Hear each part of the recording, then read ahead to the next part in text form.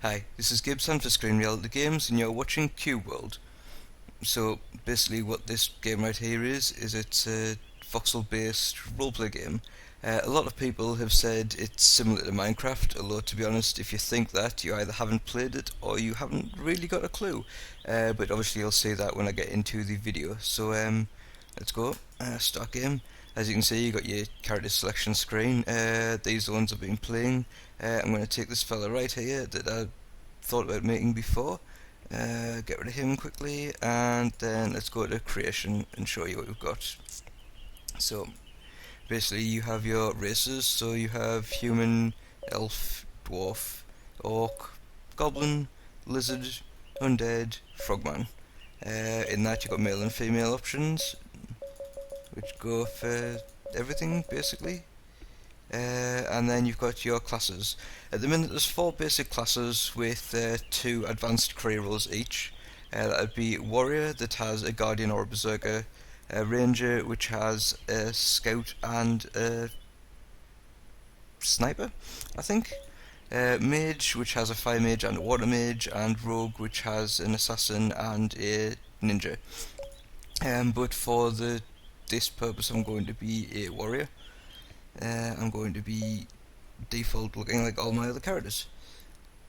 So there you go. Just create your character as you want. You drop a name in the little box and click create a character. So then you get the world selection screen. I've got these 2 other worlds here, but for now I'm just going to create a new one, and I'm going to call it SR Games. There we go. So create a world. And here we go. Now I'm going to start moving pretty much straight away because it's not unknown for them to spawn you into a world with monsters next to you. But this time they haven't. So basically, here we go. I'm standing in a field. It's all nice and green and sunny. You will notice in the mini-map that it's just building up the world as it goes. At the minute, that's currently all I've got. And basically, this is one of the few similarities that I'd say it has with Minecraft, is that it's a procedurally generated world where you can just explore wherever you want and it creates it as you go, and also the fact that there's cubes everywhere.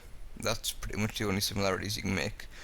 For me, it's more like MMO style, like World of Warcraft style, or like a Zelda style roleplay, like more into the classic MMOs really, where you have a world to explore, you decide what you can and you can't fight while you go through it. But anyway, one of the first things I would suggest is when you make a new character is you press your F1 key.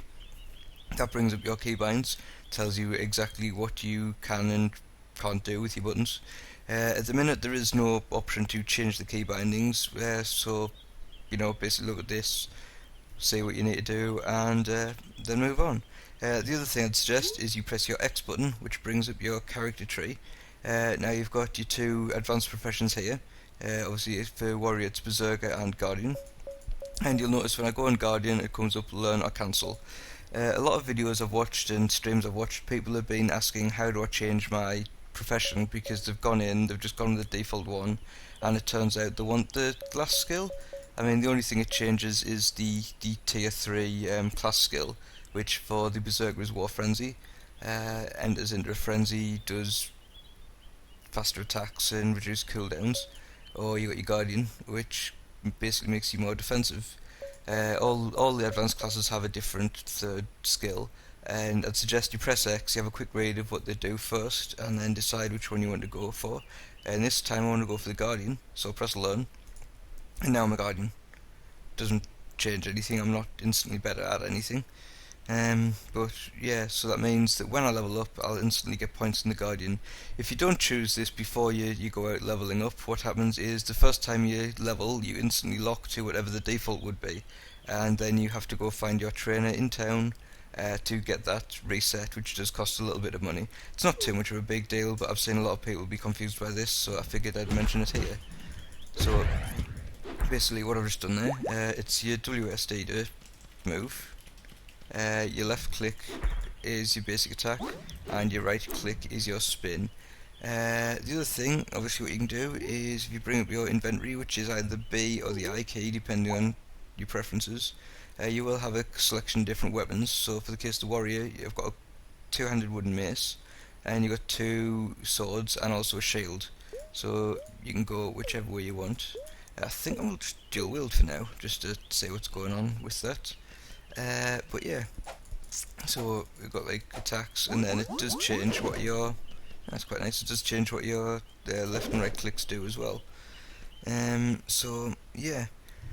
Right, so once you've sorted out your character and you're making sure you're not being attacked, I generally bring up the map and have a look around.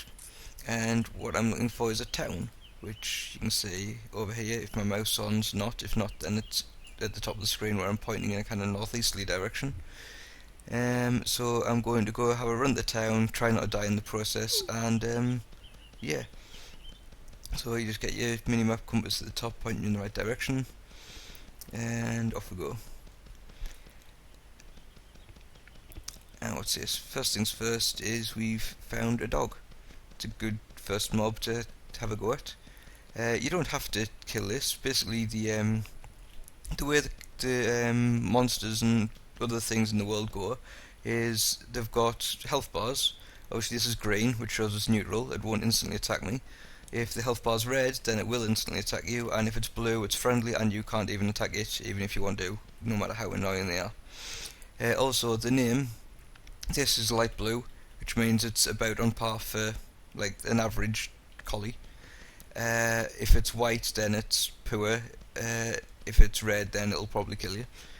I do think it does scale based on what type of mob it is. So I've fought a red chicken, which wasn't particularly too hard, but then I've also fought a blue wizard, which has panned my teeth down my throat. So I'm not 100% on how the scaling actually works, but that's basically it. So unfortunately for this collie, I'm going to show you some combat and then some leveling. So let's start wailing away, and it's actually a lot harder than I originally expected, proving a point that even though it's blue, it's not a cakewalk as I had possibly hoped for. Ooh, and it's dropped me some blue leftovers. Well, that's a really good start. I'll explain that when I get to town as well. Who's this fella over here? It looks like an elf. It is an elf, and it's an angry elf. So, first things first, before I go chase him, I'm going to go to bed, press the R button, you face plant in the ground, and you regenerate health. Really handy that these things litter around. Sometimes they don't have beds, they just have fires and seats. But basically, this is where you cook your food, you rest, regain health if you don't want to use potions. Some cotton over here.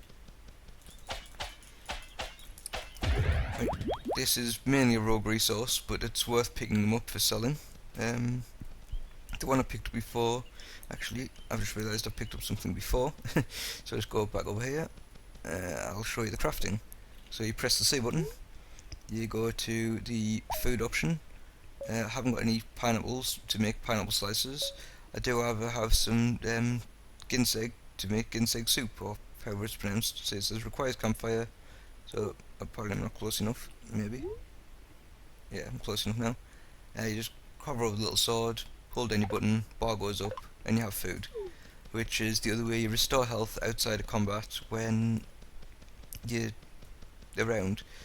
If you press tab and your A and your D keys let you scroll around between the two. I usually leave it on potions because you can use them in clutch situations to regain health, whereas food you have to sit down, and many a time I've had the wrong item selected and instead of drinking a potion and running away, which was the plan, I've sat down in front of something and it's killed me. So yeah, there's a peacock over there and another peacock over there. This may just kill me, but you know, nothing ventured, nothing gained. Kind of getting sidetracked from going to town, but it is the sort of game where that sort of thing happens. Right, your middle mouse button also rolls, which is useful for some other bosses, such as ogres and other such stuff that you do come across later on. Yep. And that was my right button. It basically blocks incoming attacks, charges up, and then spins to win, which is great. Yeah. I probably should heal. Oh, what's that? It's an angry goblin. So I'm gonna tab, select my food, press the Q button. Your Q button uses whatever's in the quick slot, which is the one at the bottom of the action bar on the screen. And off we go. Yeah, he's blue, so he shouldn't be too much of a problem. But the same effect, I'm not particularly levelled or geared, and he's got more abilities than I have. Because he has a dunk and I don't. Yep, I outblocked him there, which put me in the advantage. And now he's using a potion. Sneaky git.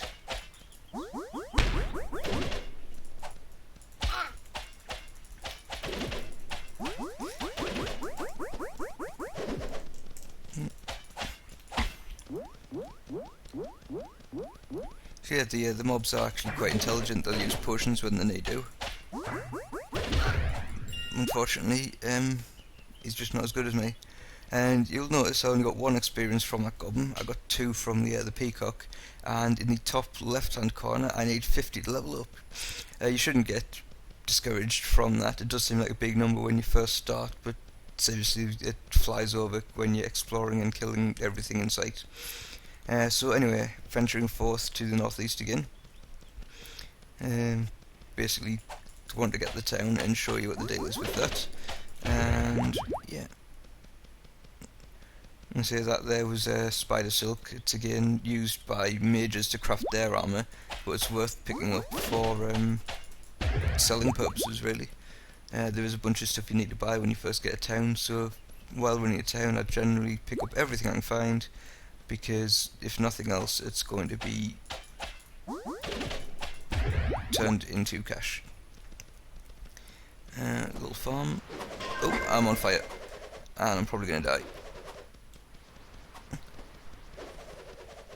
Some elf mages. It's really not helpful. It wouldn't be the first time I've randomly ran around a rock, not noticed a mage and been insta-killed, but yeah, I managed to escape that one quite nicely. I'm just going to grab all these pumpkins. Yeah, as you can see now, I'm actually inside town. Oh, and they're still chasing me. So all the mobs have now gone friendly with the blue health bars, so I can't actually attack any of these. The fellas over there running after me, however, aren't friendly. Oh, I'm gonna see if I can do something silly. Come on, come on. I hope these over here are friendly.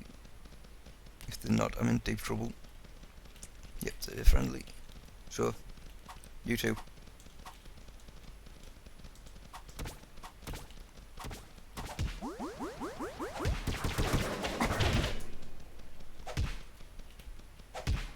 Nope, that's gone. My friends are gone. I'm now on fire again. Yeah. Just gonna keep following us. Looks like they're gonna keep following us. Guess where they turn around the second I get to help. Guys, help! Some spitey creatures. And now they've paid off the spitey creatures. And I'm gonna wheel in there and get some glory. Yep, and that's how that's done. Cheers, fellas. I would have healed you if I had any way of doing that, but I don't.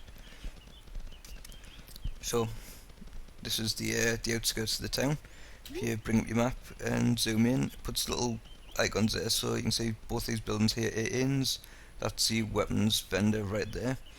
You have venture districts here. That's where you level up your class skills and change your advanced class if that's what you want to do. So I'm going to keep the map zoomed in and have a run around. And see, it's a venture thing. Your warrior trainer here, your ranger trainer, your mage trainer, and the rogue trainer will be around somewhere. Quickly running. Oh, failing at doors. You can have a quick run here. Gives a list of stuff. The other thing I suppose I might as well point out while I'm here is, you see, I've got a power level of 1 because I haven't leveled it all, so I can use anything that says +1. So I can use all this stuff, but if you go all the way down to the bottom, it's going to be some like +95. So I can't use any of that. You generally gain anywhere between 3 or 4 power every time you level. I don't know how it works it out, but you gain power. And with great power, blah blah blah, responsibility, etc. etc. Anyway, so what I'm looking for is the general store. Oh, actually, might as well show you this while I'm here, since that thing was nice enough to drop the leftover. This is the identifier. If you get any leftovers, you know where it's hard to interact with everything. You go there, so it's a blue leftover of power 10, which means I'm not going to be able to use it yet, but hopefully it's something for my class. So right click, it's going to cost 1 copper out of the 72 copper I've got, and it's giving me a superb gold ring plus 10, which is nice, because that's usable by every class ever. So when I get to 10 power, I'm going to be able to put that on, and I'm going to be able to destroy some face with a ring. Aye. Let's see identifiers again. This is a crafting station for wood-based stuff. It's mainly rangers use this one, but you make bows and boomerangs and staffs, I suppose, for mages. If you look at the north of the map, you might not be able to see, but there's a pair of scissors. That's for making cloth armor and stuff, which is used by everyone that's not a warrior.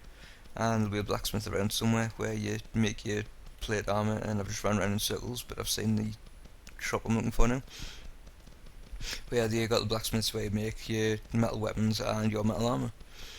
So you got 10 square. Later on, these people will have little green speech bubbles above their heads where they tell you to go and fight bosses for prizes, which is nice. But yeah, general store. So let's see what we got. Don't want that, might as well sell that. Keep my shield just in case. The wood stuff for mage, so can't use that. Against right click to sell. And can't use any of them, so I'll sell them. Can't use any of that, so I'll sell that. Keep the rest, because that's all food. I haven't got any pet food yet. But yeah, there's a waffle here. It's pet food, goes in the pet food slot. Since I've just seen what that goes with, I'm going to go and check that out and show you this. Also, while in town, got plenty of cash, I'd recommend buying a ton of glass flasks. 25 glass flasks, here we go. So, that was, we'll just spazzed out slightly there. So that's really good timing. So bring up your inventory, go to your pet slot, put your waffle in there. Turns out that terriers like waffles. Get a little heart floating above his head, and ding, got a pet. Pops up on the left hand side of my screen. This will fight and tank for you. He's only level 1, so he's not going to be too great to start with, but you know, it's better than a kick in the teeth. Plus it's a fluffy little dog thing. All the different animals have different stuff. So for example, the cat eats candy. Other stuff eats other stuff. I can't remember any of it off the top of my head. I think collies eat bubble gum. But yeah, so what I'm looking for? I'm looking for a well, that's what I'm looking for. Or is there some water nearby? Just quickly bring that up. There's some water over there, to the north, to the south as well actually. Can't seem to see any wells. Oh, yes I can, there's one right here. So, wells are a bit tricky, it took us a while to work this one out because I'm not that bright, but you jump in the well, or you jump in any water, and bring up your crafting tool. You go to the end one, you go, water flasks. Got 25 glass flasks, and then you hold down the mouse button which generates water. What I'm probably going to do now is while I'm doing this is I'll just cut the video a little and I'll come back to you when I'm about to level to talk to you about how the whole leveling up scenario works. So yeah, so here we are again. As you can see, I've travelled a bit southeast of the town. I'm now here, and I've fought a few things. I've got about 45 experience out of the lot. So I'll just have a quick stop here to show you why I was getting all the water flasks. If you click on there, you need hard flowers and like bottles of water, which gives you potions, which come in very handy indeed when you remember to use them properly. And I'm failing at getting rid of my menus. There we go. So if you see me grabbing little flowers that look like hearts, then that is why. Also, I think I saw a bat over here going into a cave, so we'll go give that an investigate. Yep, it's definitely a bat, and it's definitely a cave, and it's coming right for us. I don't know if it's going to be a big cave or not, but that's when we go find out, I guess. One experience of him, so I know 4 more to go, and I press F, which turns your torch on and off. It's probably better if I show you in here. The starter torches are a bit crappy, but it's better than nothing. And there we go, iron. The warrior's probably hardest up for crafting resources, as you have to find these caves and then find the iron. Although they do probably have the best armor in the game, so it's a bit of a payoff whichever way you want to look at it. Whereas the like the rogues, the rangers, and the wizards, mages all get their resources just lying around on the surface.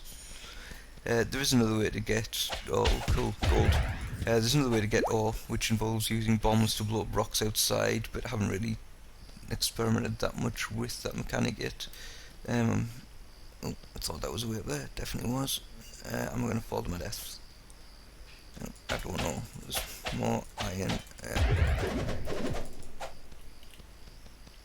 And there's a way out. I was hoping I hadn't just got myself stuck there. Yep, back outside. It was quite a profitable little cave, that one. So let's say hard flowers. These are the flowers I was just talking about. I think there's another one up here. Was there? No, just making that up. Yeah, I'm just making that up. But yeah, so and it's right near the town. That's a shame. I don't actually want to go to town. I will, however, grab some pumpkins. Pineapples. Yes. These are the type of food you find lying around the outskirts of town. It's basically just another health regenerating food, basically. Let's see, where am I going then?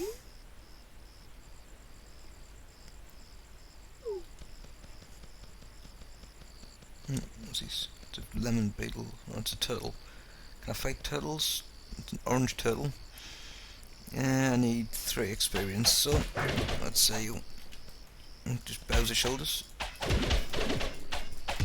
Probably should see if I can pull them down the flats rather than fighting up on here. And turtles are very tanky, decidedly. So I may have picked a fight with the wrong turtle. And where's my dog gone on that matter?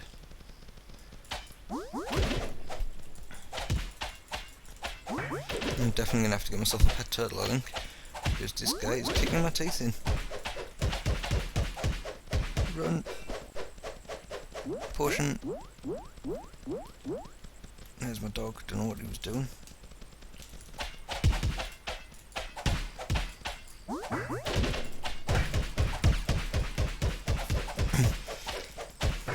Probably should have some epic boss fight music for this, because this turtle is nails.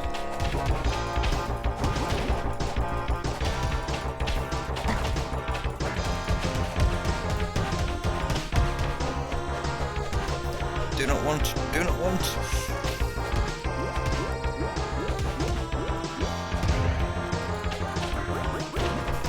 The turtle's definitely better than the dog. Its spin to win's better than mine.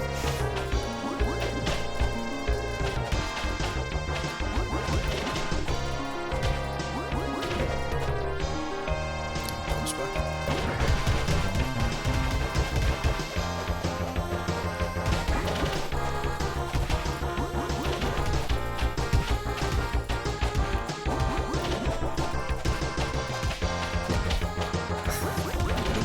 Purely on the basis that I have potions and it doesn't, I think, because I've had to use 2 already.